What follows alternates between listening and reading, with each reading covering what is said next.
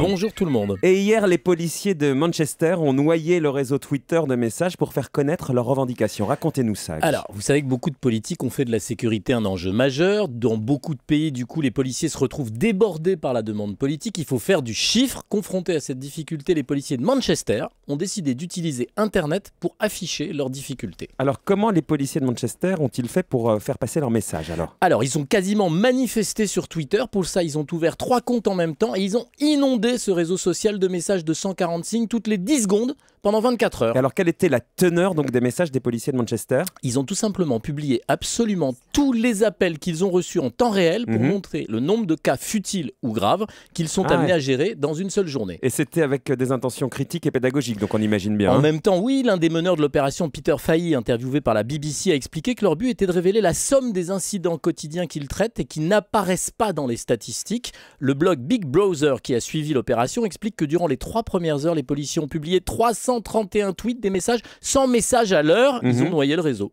Et qu'est-ce qu'a dit donc de leur travail et de leurs difficultés ces messages donc On se rend compte de l'ampleur de leurs tâches, des conducteurs partis sans payer d'une station-service, des vols de voitures, des suspects dans tous les coins, des voitures abandonnées, des gens qui fument dans un avion, des chevaux qui courent sur une autoroute, sans parler des conflits familiaux ou conjugaux où les policiers sont souvent en première ligne. Autant d'exemples destinés à faire comprendre aux politiques qui demandent toujours plus de sécurité, plus de résultats, plus de chiffres, mais qui coupent les budgets, à quel point la police de Manchester est submergée.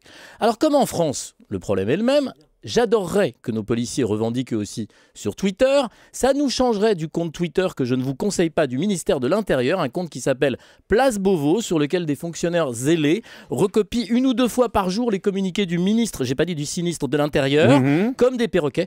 J'ai le droit de rêver, non, le vendredi? Allez, on peut rêver le vendredi, évidemment. Merci beaucoup, Guy Birenbaum. Et puis, on va rêver à vous tout le week-end. Non. Et puis, vous allez revenir lundi tranquillement. Bah voilà. Bon rêve. Merci. Allez, dans un instant, la météo d'ailleurs du jour et du week-end avec Valérie Darmon.